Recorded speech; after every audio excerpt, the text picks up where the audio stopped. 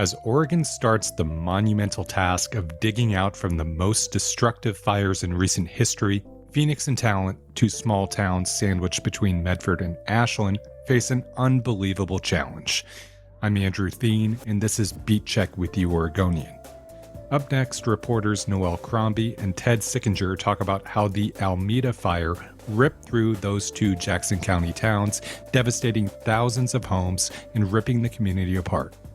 Crombie has traveled to the Rogue Valley twice to talk to people about what they've lost and how the towns desperately want people who have been scattered across the valley to return. Sickinger reported on how the loss of so many mobile and manufactured homes is a catastrophic blow to the state and Jackson County's affordable housing supply. We talked about that and much more. Here's our conversation. Noelle Crombie, Ted Sickinger, thanks for taking time to talk today. Absolutely. Thanks for having us. Noelle, let's start with you. You've been down to Jackson County twice to see the devastation there. Can you describe what it's like? The devastation is breathtaking to see in person.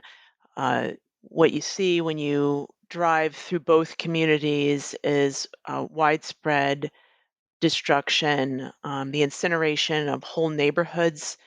The possessions that were left behind are burned beyond recognition. I couldn't really tell what I was looking at when I was walking through some of these communities, and it really lines Oregon 99 from Medford to Ashland. The damage is sort of dots that whole corridor.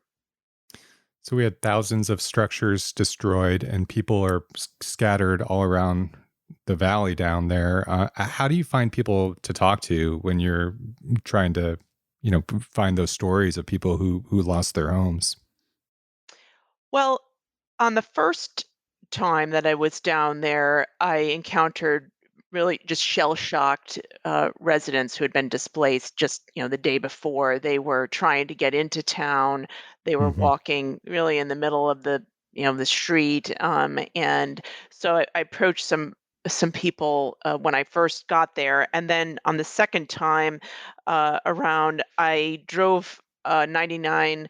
Um, quite a bit, and there were residents that were returning to basically see if there was anything left. And so I talked to a number of people, just driving that stretch. And then also I made some contact before I traveled there with some elected leaders, some grassroots organizations that helped to put me in touch with people who'd been directly impacted. Where are people living now? Can you give a sense of the various living situations for people who lost their homes? It's a desperate situation for thousands of people.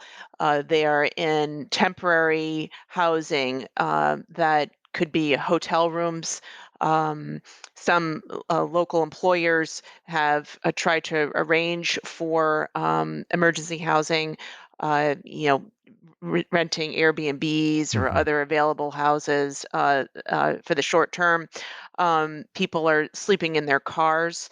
They're in travel trailers. They're at the expo center, which is sort of been the site of some major, relief location donation site. They're staying with relatives. There's 3, 4 families staying with relatives. So it's sort of a range of housing at this point. Now, Ted, bring you in a bit here. You really went deep on cataloging the damage to the mobile home and manufactured homes that were really, lining 99 through Phoenix and Talent. Can you describe just the totality of the damage that we know of, the raw numbers? Sure. The numbers are changing a little bit, I think, as the local officials down there put a finer point on it. But Jackson County originally said that there were some 2,700 structures destroyed in the fire. Hmm. I got an estimate from an affordable housing organization down there that the county now estimates that there are about 2,400 residential structures that were lost, and that three-quarters of those, an estimated 1,750 units, were manufactured homes in about a dozen mobile home parks that Wow. sort of line that Bear Creek, Oregon 99 corridor. And I guess Noelle and I heard similar numbers on that, and that there are about 3,000 residents that had been displaced in the fire. Now, up here in Portland, we think of affordable housing through the lens of maybe large or mid-sized apartment complexes, maybe, duplexes or, townhomes or things of that nature that are deemed affordable or in more affordable parts of the city. But mobile homes and manufactured homes play a big part in the state's affordable housing stock, right? Yeah, they do. The state has been trying to preserve both these parks and help upgrade the housing in them because they realize that this is a big part of what they call the state's naturally occurring affordable housing, and what that means is that it's accessible to people of Hmm. modest means. But it was developed without a federal subsidy or a state subsidy. So these are really, sort of accessible homes. And the couple that I profiled in my story told me they lived in a sort of a 1960s era single wide that they bought in 2007 for $10,500. Mm-hmm. And I think it's important to note that these are structures that people own, and it's something they can build equity in. And that's not the case when you're in one of these sort of multifamily rental units.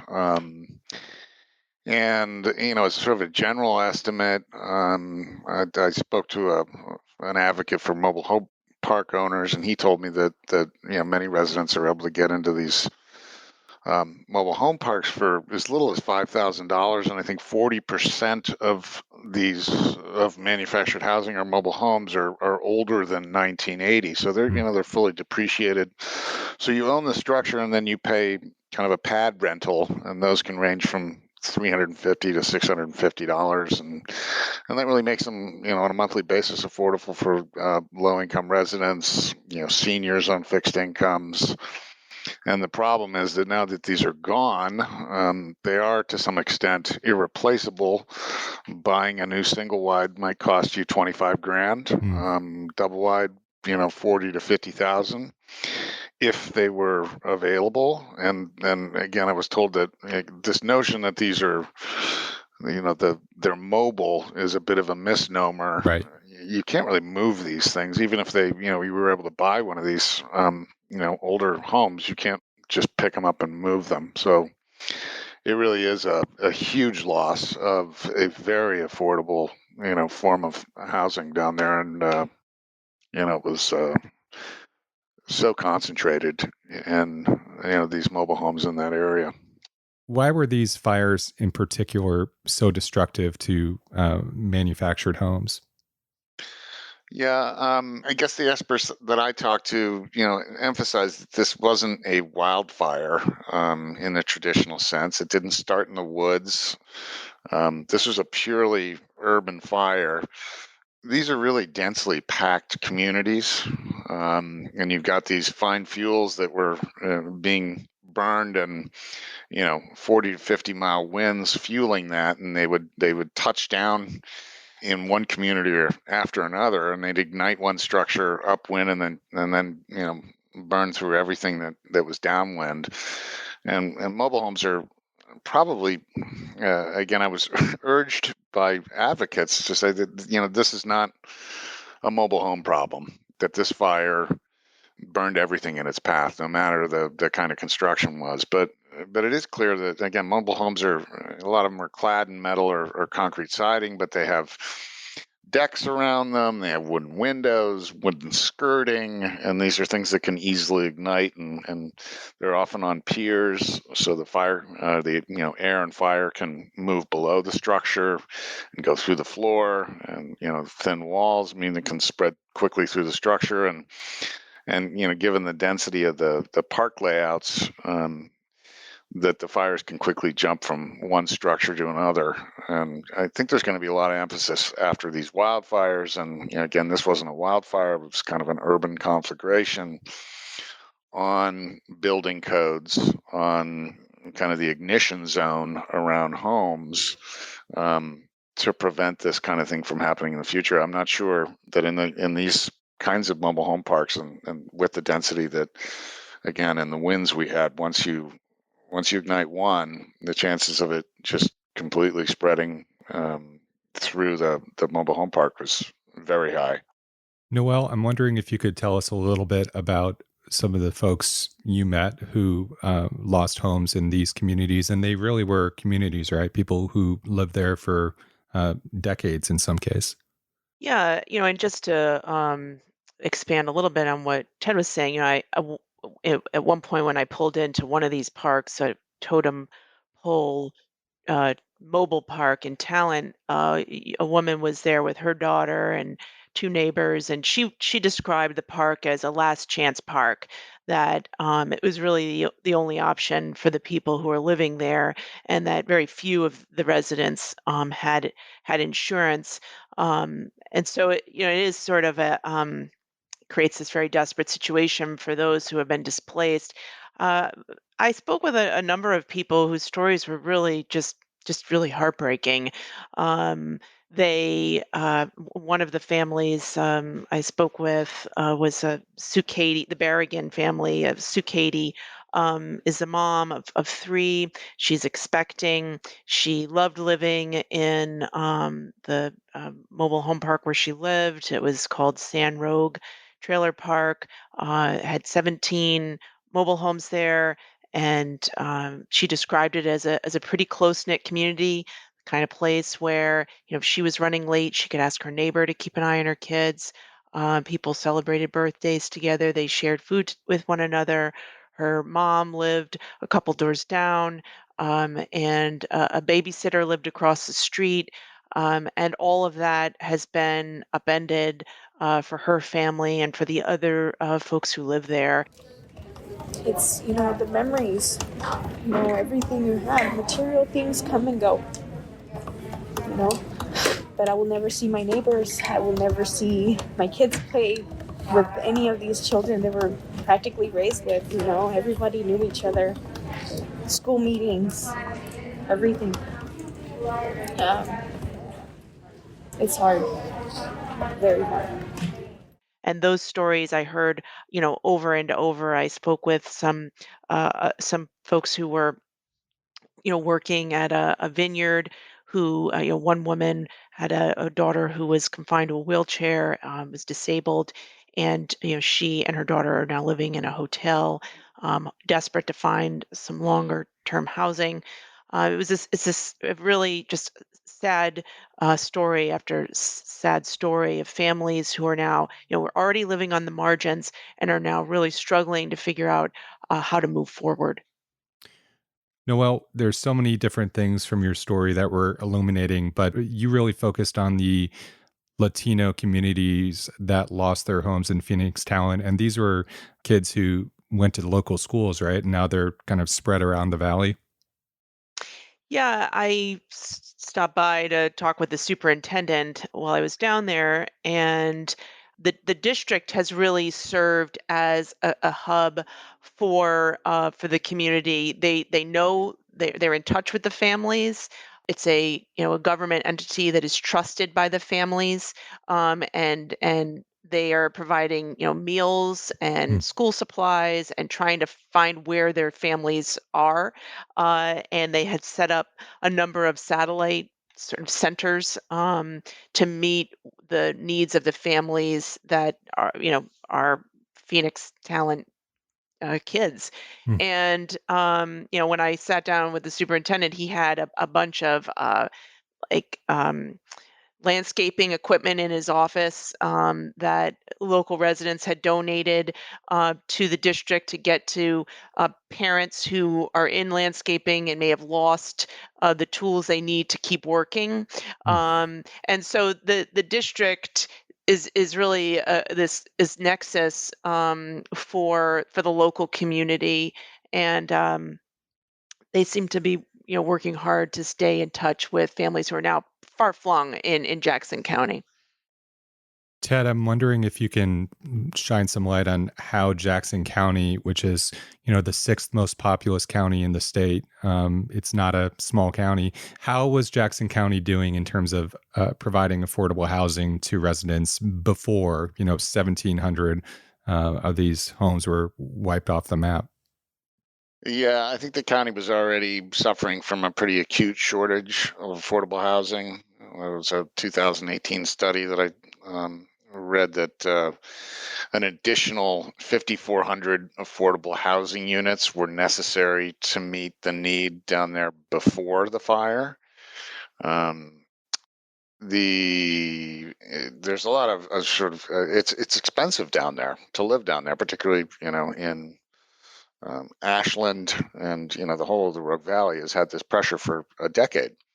And I think more than half of Jackson County's rental households are classified as rent burden, meaning they pay 30 to 35% of their income on rent, and almost a third are severely rent burning, meaning that rent takes up more than half their income.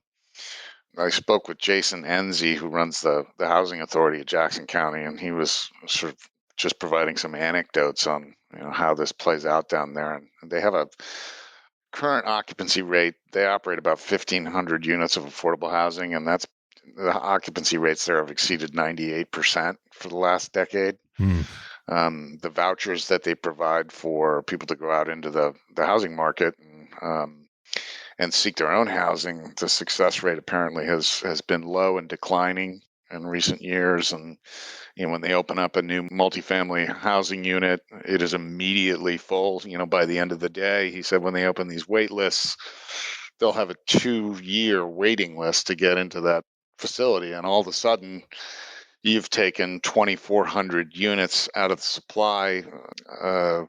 Greg Walden, the U.S. rep for that district, was down there, and he said at a press conference, he brought up the fact that Jackson County in the last year had built 400 units of housing altogether, much less affordable.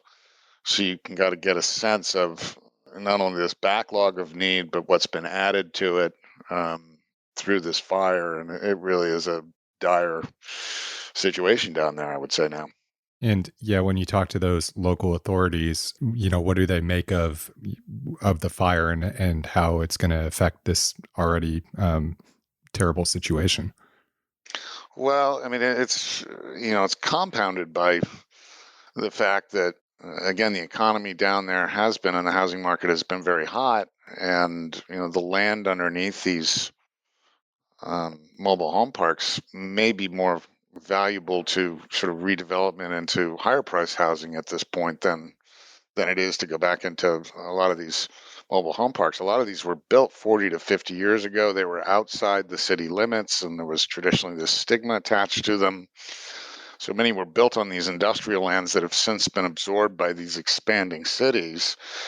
Some of them are in what are now designated as floodplains, and they may be prevented by current zoning rules from redeveloping those into the same kind of housing. The cleanup that has to take place before anything can be rebuilt is extensive. And I was having a conversation with someone this morning who estimated that it might cost $75,000 per home site to actually come in, take the debris out, which can be very toxic with asbestos and all kinds of chemicals from household goods and everything else. And you might have to go 2 feet down into the topsoil to remove some of this stuff before the ground is even ready to rebuild on. So, I mean, it's a long process. There's a whole variety of barriers that may be there. So, it's a really complex picture at this point. Well, let's take a break and come back and talk a bit more with Noelle Crombie and Ted Sickinger.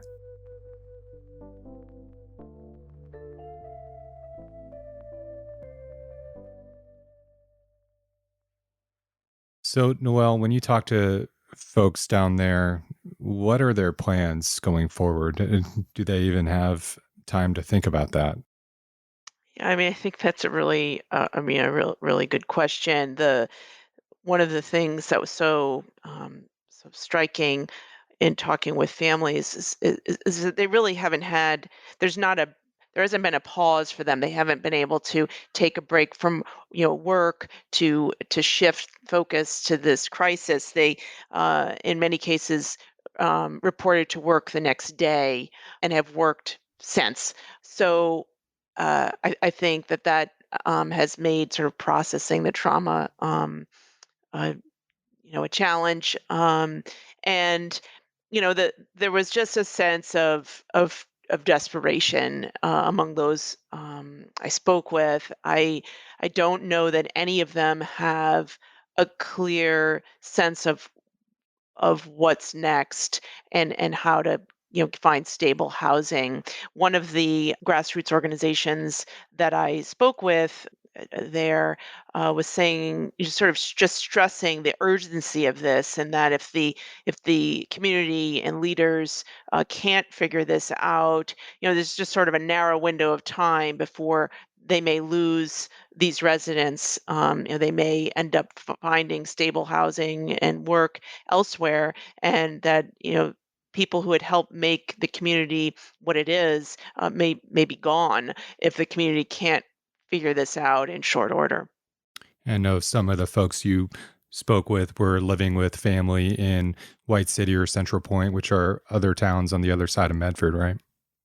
Right. Yeah, they're staying in borrowed travel trailers, or they're staying with relatives.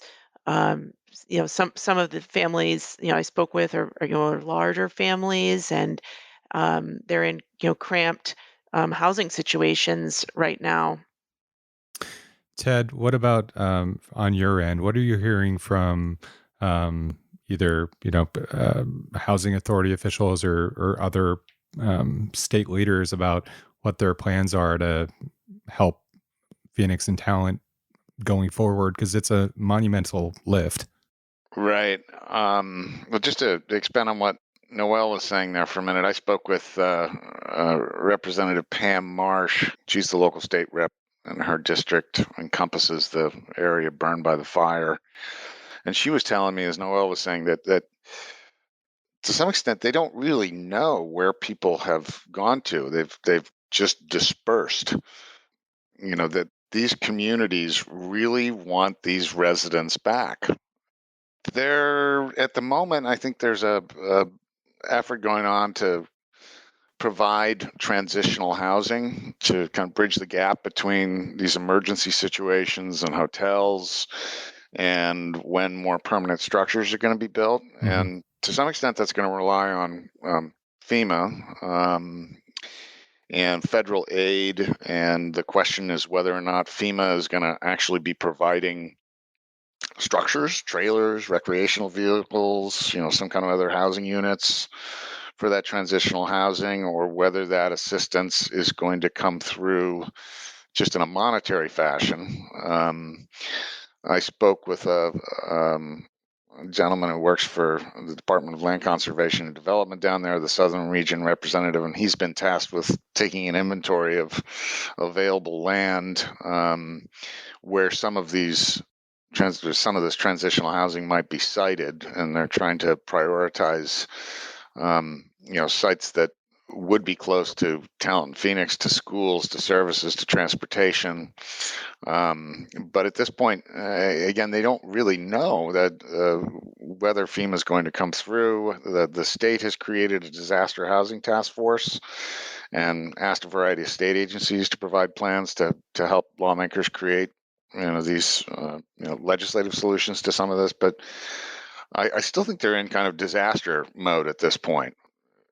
The short-term needs are huge, and getting to this next step is has to happen quickly, but it isn't. There's no concrete solution on the table at this point.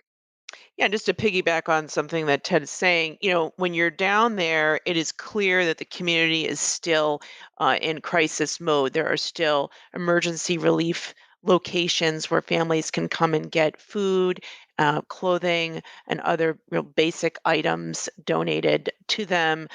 These are the victims of this fire left are left with nothing. Not only did they lose their homes, but they've lost, in most cases, everything they own. And so when you're down there, you can see these relief locations. Some of them, pretty busy during the day, just trying to meet the basic needs of people who've been displaced. Yeah, and Andrew, you mentioned the sort of insurance question, as did Noelle, and what I was told was that, again, the state does not require mobile home owners to maintain homeowners insurance. And a lot of the loans that these folks have, they're not traditional loans. They're what's referred to as a chattel loan, which is a personal property loan, and they can bear very high interest rates, and they don't simply go away because the home burned down. So families are still burdened with those. FEMA is tasked with providing this disaster assistance and providing up to $35,000 per household if you were uninsured or underinsured, and there's additional benefits available for personal property and emergency needs. Anecdotally, I'm hearing already that people are having difficulty getting through this process, or maybe being turned away. And I think that's going to bear some more reporting as well, just to see how successfully people are able to access some of the emergency aid that's supposed to be available in these situations. And I think that on the FEMA question, what I heard from people on the ground was a real reluctance to get on the federal government's radar. We're talking about people who themselves may have, immigration concerns, or maybe their relatives do, and they don't want to complicate, their situation by getting involved with the federal government. And meanwhile, as you mentioned earlier, we have folks, if they're able to, I know a lot of seniors lost their homes too, but folks, if they're able to, are working despite being displaced. And this is all during a pandemic and during still difficult times economically, regardless of these fires. Yeah, and that was something that I heard, a concern that I heard from people in Southern Oregon, that now we're looking at residents who are living in pretty crowded conditions in some cases, and a concern about what the implications may be for the region's COVID rates. Well, thank you both for your reporting and for taking time to talk about it. Thanks, Andrew. Yeah, thank you.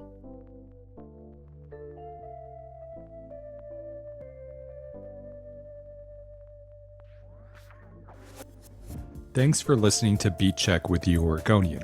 I shared links to Noelle and Ted's stories in the episode notes.